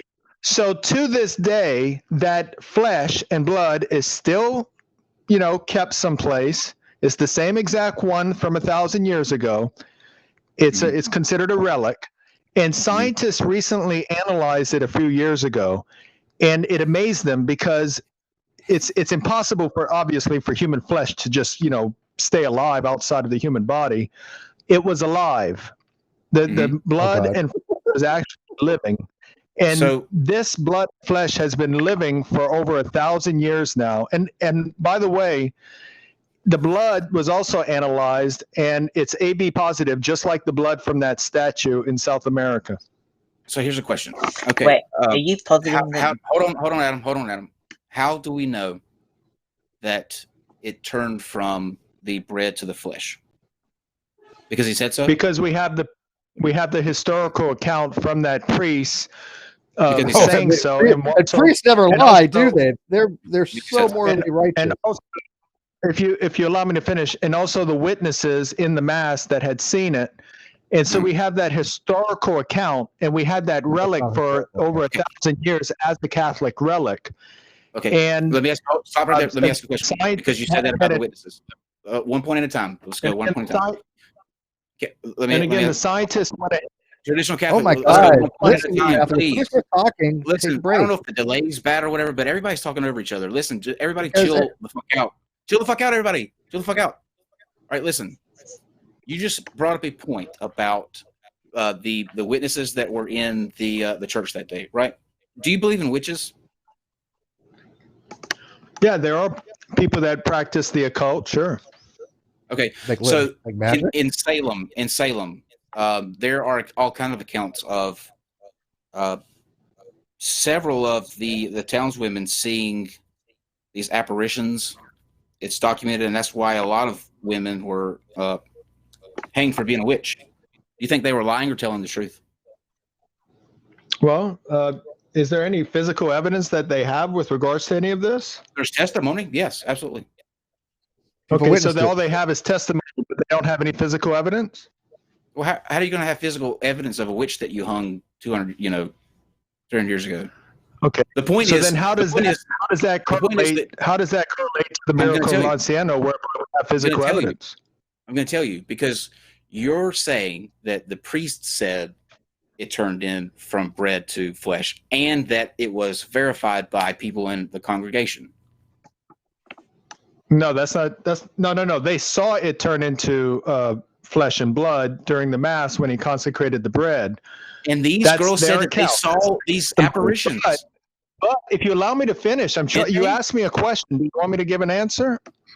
I'm not sure, but I'll let it go this time. We have a historical account of a testimony that took place, and we have the actual object to prove that it actually happened. Great. Where is it? Yeah. Well, look up Miracle of Lanciano. I think it's in Italy. I'm not sure. This is your argument. You tell us. You wait a minute. I asked you where the evidence is, and you're just we have to do your research for you. No. We don't do your research for you. You show us the evidence. Okay. I think it's in Italy. Okay, that really tells us a lot. Okay. You really I research. I gotta go quickly, but say goodbye. But first, I want to say one last thing, and that is, did you suggest earlier that God has AB positive blood? Because you said that the Marian bleeding and the other event with blood, they both were AB positive. But anyway, goodbye. Yes, correct. And also the blood on the Shroud of Turin, they tested that blood as well, and the blood type was also AB positive. You do realize the Shroud of Turin has been actually determined to be a fake. Even the Catholic Church has pretty much recognized it. They just said, well, it doesn't really matter. It's still of historical significance. Okay, how was it proven to be a fake? Are you referring to the 1988 carbon dating test? Yeah, there's been a numerous carbon dating. Yes, and don't get me started on carbon dating, because I know how they accounted for this. I know about the fire. I know they had tested the pollen and the flowers and the flora that are also on the Turin shroud, and I also know that the carbon dating they did does put it down to about was it a 14th century fraud, if I remember correctly? Okay, painting. It's a dumpster fire. It's a painting. Yeah, it's a painting. Okay, so you're referring to the okay. So you're referring to the 1988 carbon dating test. Do you know that scientists recently did another carbon dating test on it, and they found out that it does go back to the year 2000? And the reason is because the part Year that they 2000. carbon dated. Can you allow? Yeah. Can you allow me to continue? The part that they carbon dated in the 1988 carbon dating test was from a piece that was added on to it because it had a different weave pattern than the rest of the shroud. And this was pretty stupid of the scientists. And by the way, they didn't use the scientific method to do that, because if they would have used the scientific method, they would have taken 3 pieces from 3 different parts of the shroud. But instead, they took it from that small. Hang on, I have to stop you. You literally are saying that they carbon tested something in the 80s that was dated to be in the year 2000. Do you see a problem with this? No, that's not what I said. Can you just? It is exactly what you said. It is. No, I'm not lying. Look at the live chat. They heard the same thing I heard. Live chat's asking the same question. Well, I misspoke then. Okay. So I would have gotten all dolled up if I knew you were actually going to show up. I was going to do my hair. I would have done my hair if I had known. What do you think about these miracles, Tony? What miracles? Which specifically? Ones? These specifically. The Shroud of Turin, I thought that was destroyed in a non sequitur dumpster fire long ago. Maybe it was. I mean, the skin and the crying statues. Because you're a Christian, so it'd be interesting to get your take on this. I was raised in a Christian home, but that doesn't mean I'm like you think. You've always thought I'm some sort of super right-wing Christian, but that's not true. So, Tony, I've always told you that I was raised Southern Baptist, but over time, my beliefs have evolved, and I'm sort of what I consider a detheist, like a combination between a deist and a theist. Now, Tony, have you not though on one or two occasions, even in a stream that you did with SJ, talk about how the dangerous atheists are going to burn? I believe that's a quote. No, I did not. No, I did not. You can go back. I challenge all of you to go back and watch that. I love her, by the way. I actually have a crush on her. That's why I invited her on my channel. So I know that's wrong, but I can't help it. I think she's cute. At least you're honest. Yeah, that's not the impression that I got, Tony. But that's why I'm here to clear up the misconception. I actually love you guys' channel. I know you get this impression that I'm some kind of weird enemy of yours, but I actually like your channel, or I wouldn't come here and watch. We actually have people that are, well, not enemies, but we have people that are not really fans that actually watch and like the channel, but they're not really fans. Does that make sense? I'm a fan. I really am. Okay. They're fans, but not fans who really like to watch. I don't know. It's weird. Okay, Tony. Now, I'm going to read you a couple of quotes of yours, and I want you to tell me if this sounds like somebody that's a fan of yours. Okay. Who is more? Now, do I get to go get your quotes that you wrote to me too? Yes. Because you and I have had our little spat, Kyle. We actually have these. I like you, Tony, so I consider myself. I'm here to rectify. These are not like you and I's personal correspondence, which you can feel free to put out there. I didn't say anything to you that I wouldn't say out public, but these are what you left on the actual videos. This is already public. I'm just reading it out. I just want you to see where I'm coming from when I say that you don't seem like you are. I have a confession to make. Okay, some of those comments are just to try to get a reaction from you. Okay, because I like you guys, and I want, and you know. Okay, I won't read them. Then people can send them out there. But you see what I'm saying, though. If it was done to elicit a reaction, then of course I'm going to react. You know what I mean? Like I get angry and. Is it something? Is it something that we can discuss without you getting mad or upset? Yeah. Okay. I'm not a confrontational kind of person, really. I know you think that. That's just what I hate about emails and texting, the modern, the new media, is that you can't, like you and I are talking to each other right now. That doesn't happen with the new media. And you know what I mean? The social media, people get enraged and they type, and you don't know what they really mean. A lot of that, I think, comes from this notion that because we disagree on, and I've said this before, this doesn't like fundamentally come from my angle or my worldview. It mainly starts on the Christian side, because you're told as a Christian, don't hang out with atheists. Atheists are immoral. They don't have a way to be moral. They don't have a moral compass. Stay away from them. Don't mix yolks. But I don't believe any of that. I don't believe any of that. I'm saying that you do. I'm trying to explain like where this issue of contention comes from. It's because they're conditioned to think that atheists are, for whatever reason, not worthy of their interaction. So any kind of interaction that you have with an atheist should be confrontational, should be trying to win them over to the Lord. You don't have that from the other side. But what you do get when that happens is a natural reaction to that. You know, it's like, oh, fuck you then. I mean, that's just going to be if you go back to the first conversation that you and I had, it wasn't about, it was me. My original complaint was about you guys using flat earthers.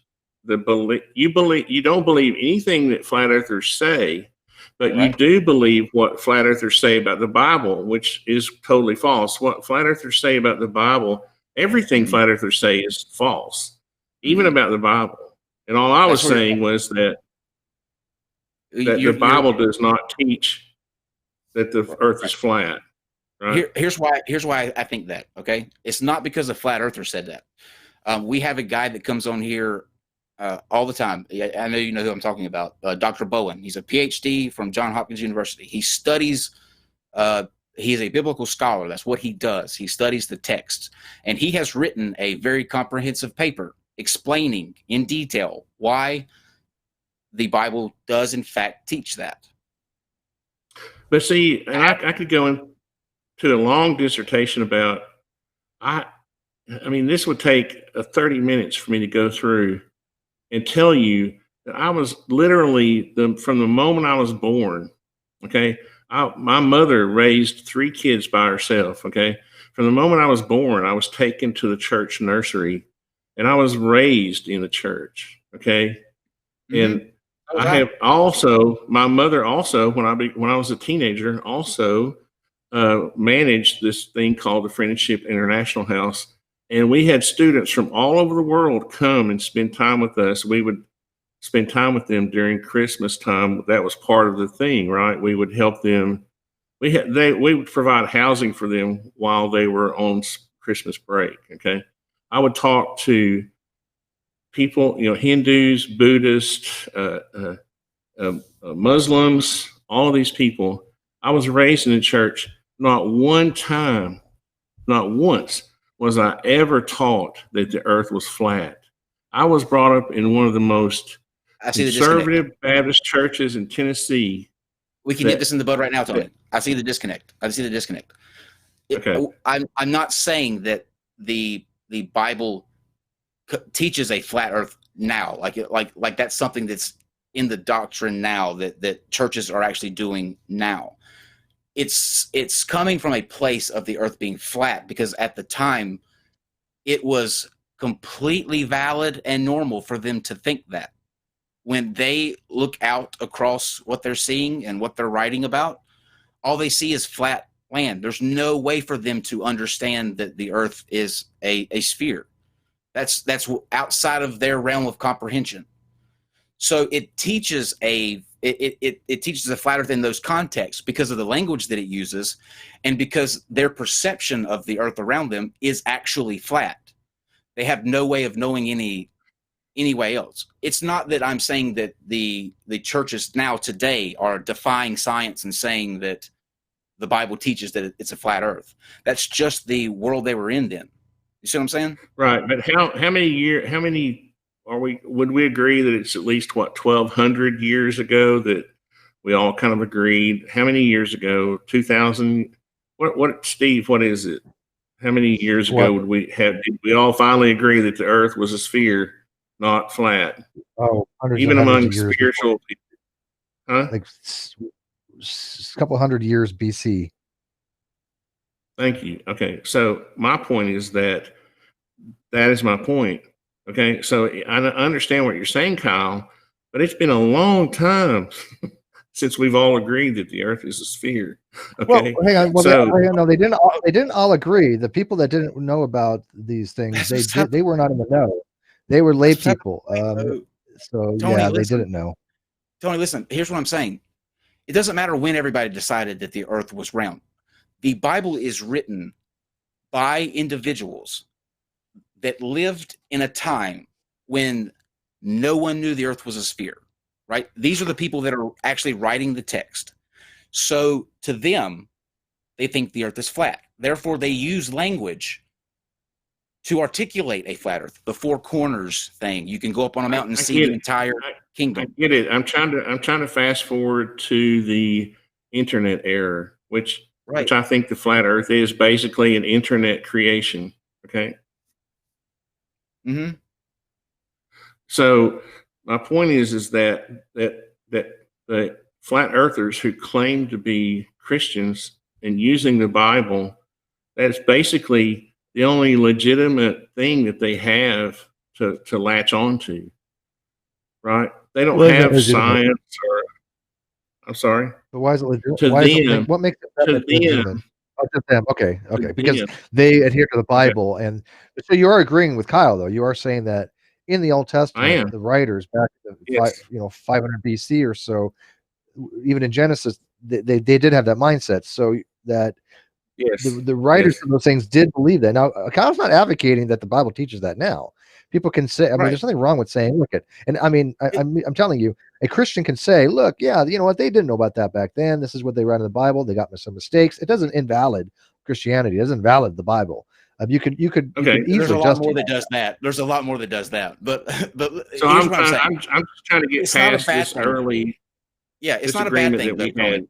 When I say that the Bible teaches a flat Earth, I am not saying that statement in a condemning or a demeaning or a negative statement. When I say that, that is just a factual statement. I am not saying that the Bible advocates today for a flat Earth. It just speaks in a way of the Earth being flat because the authors, that's all they knew. That's all they saw was just flat. Mm-hmm. Yeah. So what's wrong with that? To me, I mean, if you use the King James version of the Bible, then you can pretty much state that. But I think if you went, back to the original, Hebrew or whatever, that it's more difficult to state, words that I look at that were interpreted as atmosphere and not dome. You see what I'm saying? Dr. Bowen, the modern. He's a biblical scholar. Okay. I'm glad you mentioned that again, because this is where academia, and I know you guys aren't going to like this, but there's an undertone. Okay, I'm sorry, but there's an undertone in academia that it's hard to find true people who are going to look at it objectively, because there is so much. Yes. Before you go down this route, we may need to tell you that Dr. Joshua Bowen was a Christian when he got involved with all this stuff. He left Christianity because of what he learned by learning the Greek, the Hebrew, and Latin, and all that. Okay. So you can't say that he wasn't objective. Tony, I don't even want to go down this road. Here's why. You're saying that there's these undertones of people who are not wanting to find objective truth. That's all science does. That's all academic science does, is try to disprove things that we consider well-known. So what is the point, though? What is the point? Because we just spoke about the fact that we kind of all agreed at some point, right?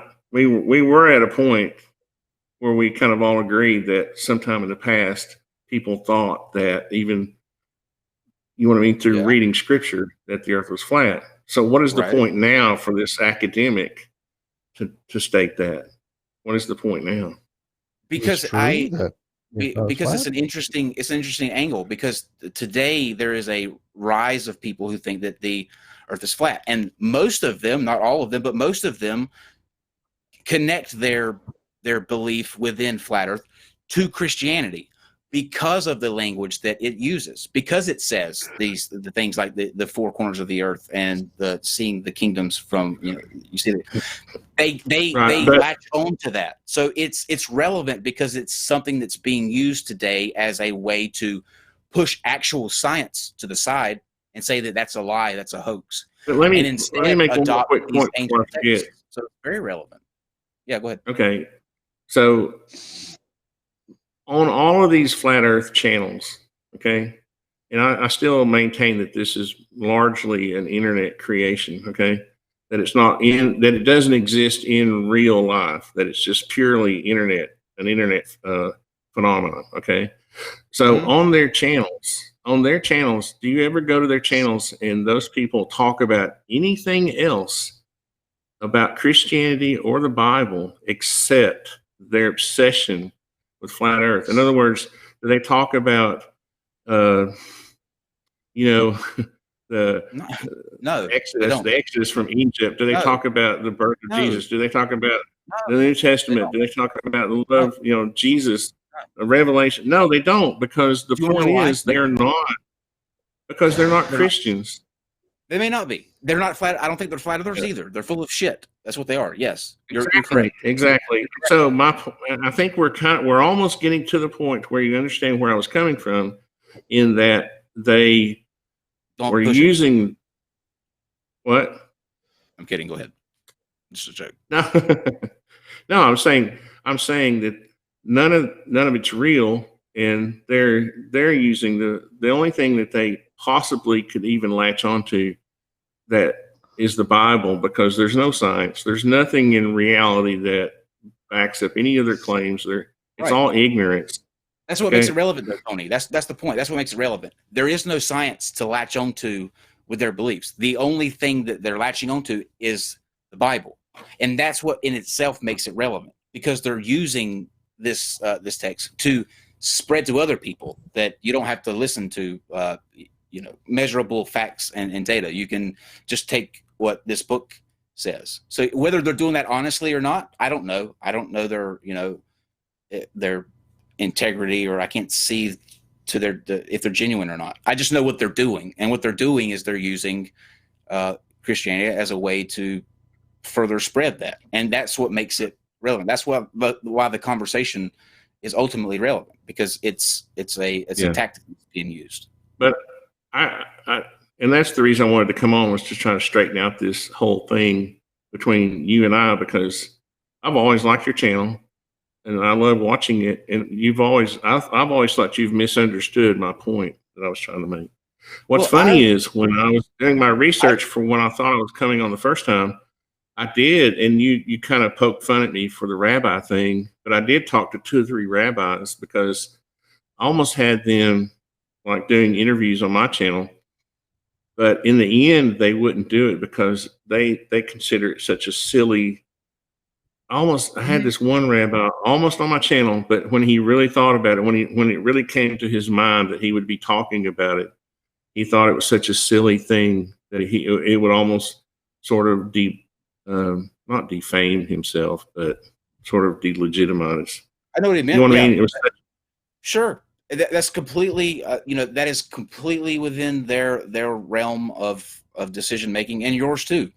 I was irritated with you because you posted a long drawn out challenge on one of our videos, saying that we wouldn't have the conversation with you, that you would post this and nobody would respond.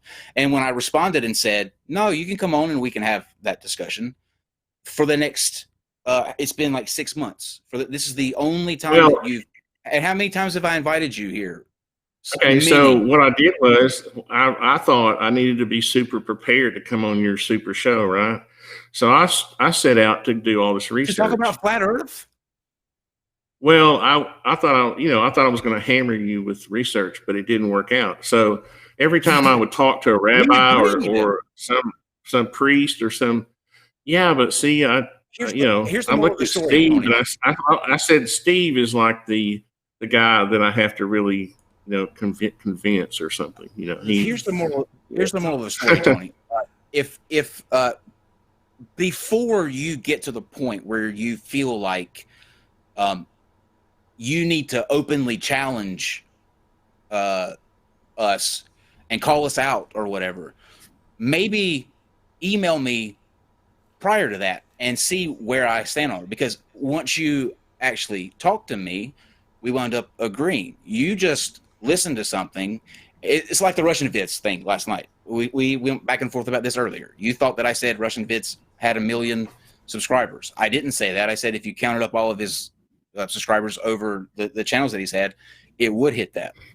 If you would just ask me to clarify that, then all of those months of back and forth and taking cheap shots at each other over this, when we wound up having a 20-minute conversation and agreed on the points. Yeah, and I'm looking at your chat, and it's kind of funny. You know, all of these people saying, Tony, just get off the internet. Well, I've been on YouTube since the beginning, and I have basically created over 3,000 videos, and they're on broad subjects. And I would love to go to their channels and see what they've actually created. They're fiercely loyal, Tony. They're fiercely loyal, and I've learned that the hard way. You came at us, and they're gonna. That's why they're the greatest chat on YouTube. They're fiercely loyal. I'm not gonna fault them for that. Well, I think they need to learn some manners. But well, and couldn't you also take that advice by, like I said, not challenging people out on things that you don't clearly get their side, and when you do get their side, you may actually, like tonight, agree, and we could have been great friends. It could have been the opposite. You could be a regular, and the chat would love you. I was kind of hoping that we would. You said could have. Dang, that kind of hurts. I don't mean it like that. I mean, I'm not somebody that holds grudges. I've told people that they were never coming on again, and they get to come back on. I'm not like that. But what I'm saying is, but you said some pretty mean things too. Okay, so let's just. Yeah, if you come at me, you want to hug it out, bitch. If you come at me, I think we need to hug it out. Hug it out. Yeah. You know. By the way, look at people give what they get, right? People complain that I'm a little bit of an asshole, or a lot of asshole on Twitter. Yes, I give what I get. Kyle can be the same way. You come after him sideways, he's going to come after you sideways. It's nature. It's how people operate on the internet for the most part. Some of them, not all of them. The people that, when they do, try not to lose their cool, but they're very and far and few between. But when they do, it's fucking awesome. But yeah, I mean, just because that I get angry at somebody, or appear to get angry at somebody at some point, I usually don't care the next day. It doesn't bother me. It just done. That's the way I am. So hug it out. I love you guys. Yeah.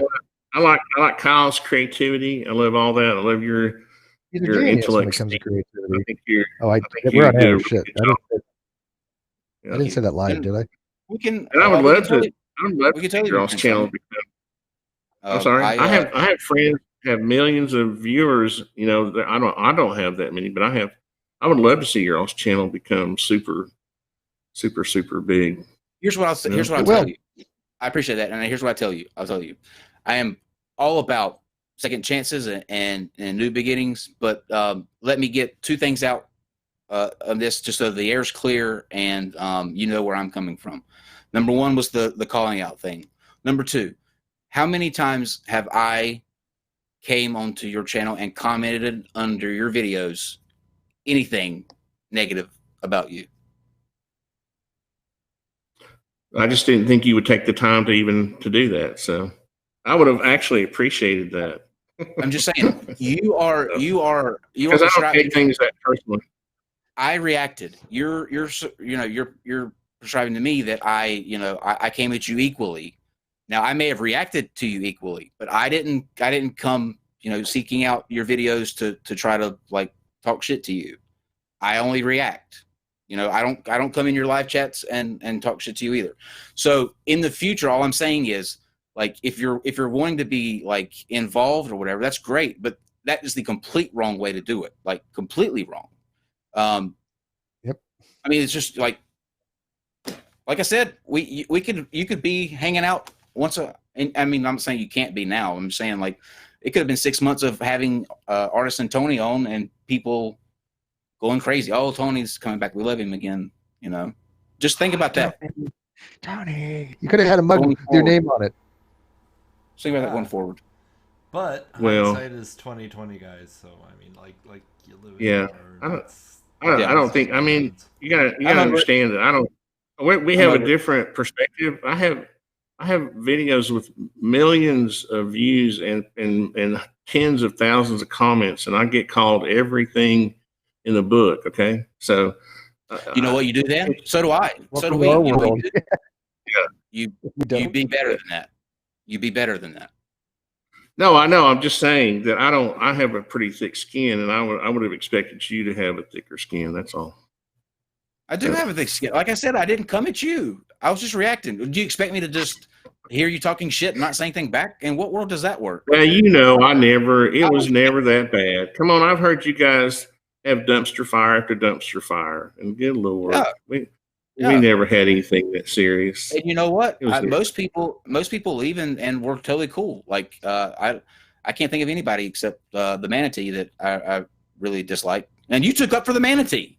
That's an unforgivable sin. He did not. I'm a pretty objective person. You'll find I'm not. I know you think I'm some sort of super religious person, but I'm not.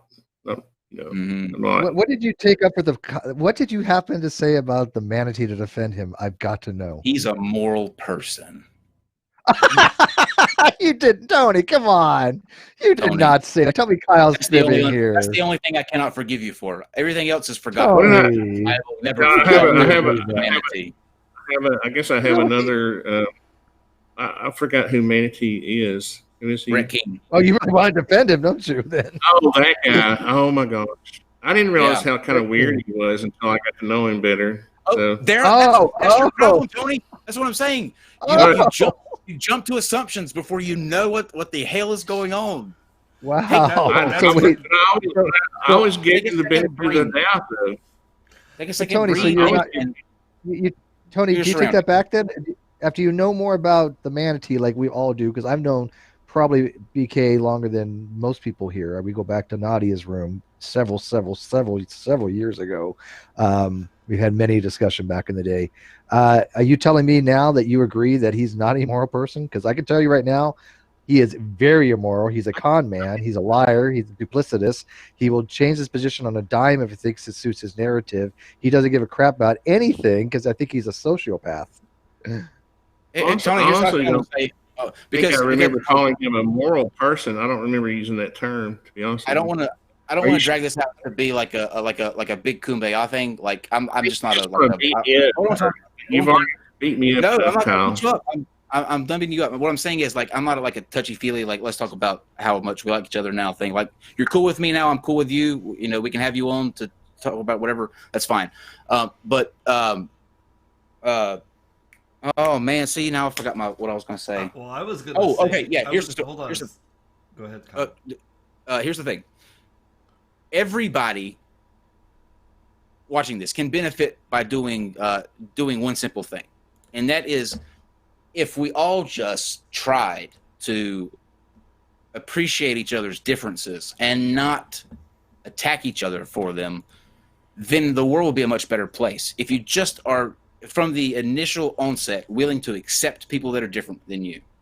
Most of the contention comes from the fact that in Christians' case, most of them are not willing to accept people who are different than them, whether they believe something different, whether they love somebody that's different, whatever the case may be. That causes the other person to react negatively to them, and then the chain goes down. But if we start from a position of saying, you're different than me, I'm different from you, and I'm okay with that. Now, what can we talk about? I have friends from all walk of life. Yeah. My mother, you know, again, my father wasn't around much when I was a kid. My mother taught me. We had friends from all walks of life. I mean, gay, straight, black, white, Indian, you know, Hindu, Muslim. This is the disconnect that we have, is that I know you think I'm some sort of Appalachian hick, but I'm not, you know. I'm just as uncultured of a hick as you are, Tony. I wear that moniker with pride. But what I'm saying is, even with the Christians, this is what really pisses me off. I'm not saying that you are, but even with the Christians, if you just do what the fucking guy said to do, that you follow, that you claim to be a follower of, and that is love one another. None of this shit happens.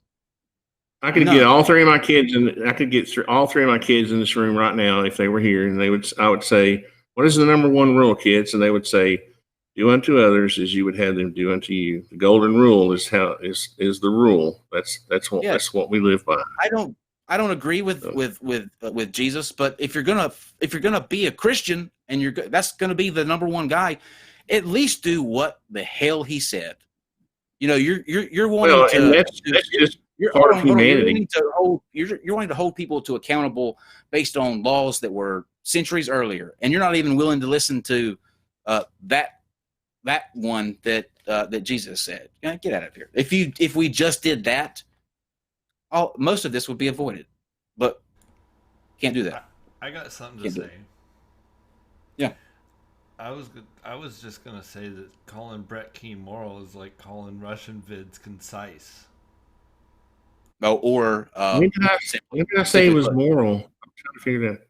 I think you have me confused on that comment. I really don't. That's what I'm questioning. People can call Brett Keane a lot of things. Calling Brett Keane moral is almost sacrilegious. I don't even know if I have a basis. Tony, if God is going to condemn anybody to hell, it's going to be for saying Brett Keane is moral, not for being gay or anything like that. I didn't say it because I don't have a basis. I don't know him that well. You just said you said leave Brett Keane alone. He seems like a moral person. That's what you said. It was during that time that we were. You sure I didn't say nice person? Or I'm positive. He seems like a decent person. Or... Just walk it back, Tony. Just walk it back. We'll let you. It's okay. Is the traditional Catholic still in here? No, that's why I went to the 3-person screen because it was just like I'm still here. No, he's a confession or something. Oh, he's over here. No, you can stick around. I just we're going on 2 hours, so we're gonna have to start wrapping. And I wanted to see if there was any more. Oh, since you're still here, traditional Catholic, what would you say back to what I just said about loving each other and leaving the differences alone? Is that something we could agree on? No, I believe that if you love someone, you bring them the truth, and if they reject the truth, they reject God's grace. Then obviously they're making a choice to go to hell for all eternity. It's because Dave, we can get rid of traditional Catholic, but it's because of you motherfuckers that none of this shit works. That people who genuinely have a good heart and want to spread love and still believe in God, still have a religion, are lumped into groups with people such as yourself, because you espouse to follow a poor carpenter from that was born in Bethlehem, who taught that you should love one another. And when I asked you, is that something that you can agree on? Can we love one another and look past those differences? No, because they need the truth. Well, I don't recall that being tagged on to that verse. And unless you know better than that carpenter that you claim was crucified and died and rose again, then I would honestly shut the fuck up and listen to him. I don't even follow him. I don't believe in him. But that's something that I could get behind 100%. And the fact that you can't shows your motives. It shows that there's this drive to have this sort of I am superior than you. You cannot be equal to me.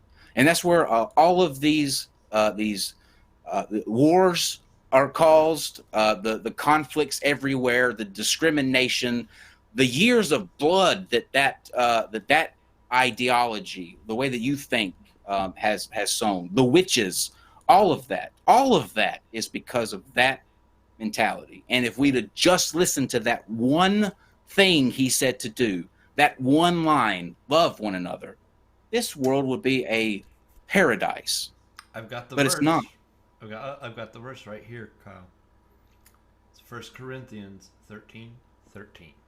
And now these three remain: faith, hope, and love. But the greatest of these is love. Sad thing. Very sad thing. They can't even live by their own scriptures. That's the worst part. Because it's good advice, whether you believe it or not. I'm down with that. I can follow that advice.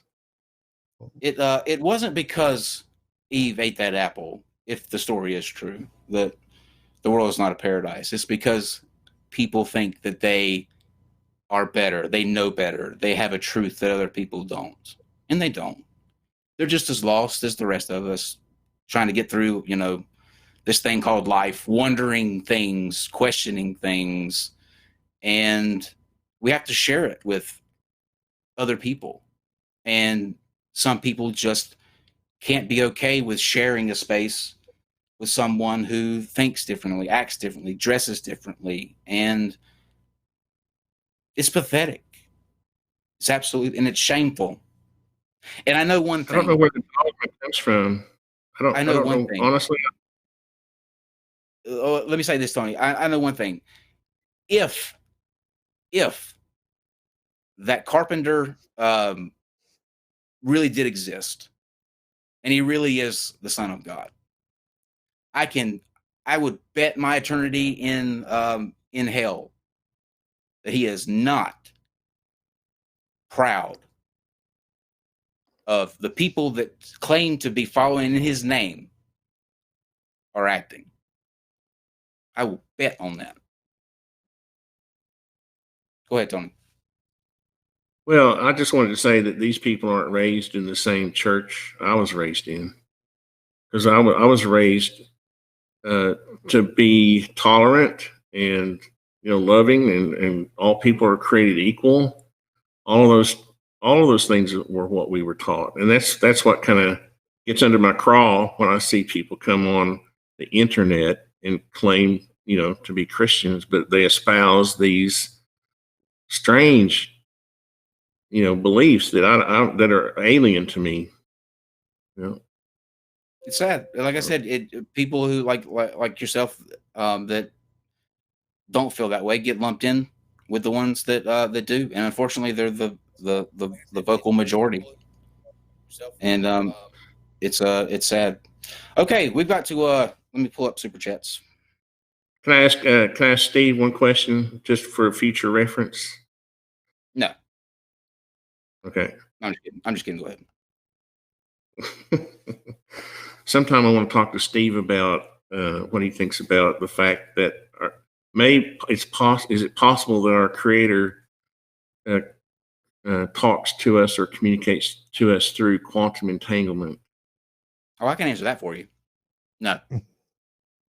Okay. I don't think a all-powerful being would use that kind of means to do so. If a supernatural God exists, he's going to probably somehow use some kind of supernatural means to communicate. He's not going to use some kind of. I don't think of it as supernatural. That's all. I don't think of it as a supernatural thing. Full of, but we will have you back, Tony, and we're cool now.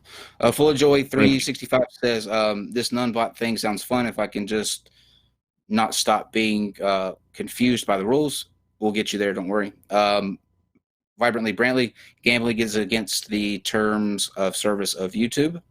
I will gamble you that it's not. Jay, I'm just kidding. Jay, all hail the NunBot.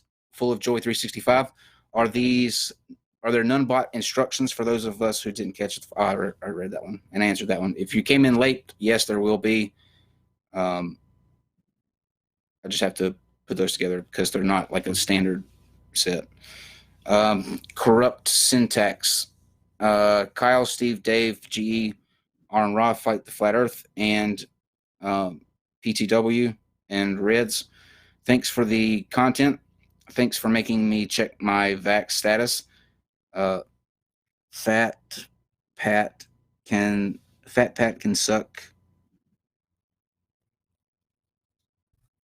K-Star and T. Cunt. Okay, I got it. I think he means cunt, yeah. Yeah, the K threw me off. Sothane rules. Yep, Sothane does rule. You're right. And I'm glad that you actually did go and get that checked out. We did a couple of shows on the anti-vax movement, and he said that his mother didn't have him vaccinated, so he went himself after listening to that. So that's really good. Thank you for letting us know that. Drunken Cow. Beta Sigfrido Serabina, why do atheists think they understand anything with no intention or meaning in nature, or are they just inconsistent with their religion versus what's real? Sigfrido, atheism is not a religion. Understand that first. Okay, we do not go to church together. The only thing that we happen to agree on is the fact that we is the atheism thing. That's it. Everything else is different. We don't have a set core structure or things that we adhere to. It's the only thing that brings us together. So it's not a religion. Everybody reacts to their atheism differently. They express it in different ways. It is in no way, shape, or form anywhere near what a religion is.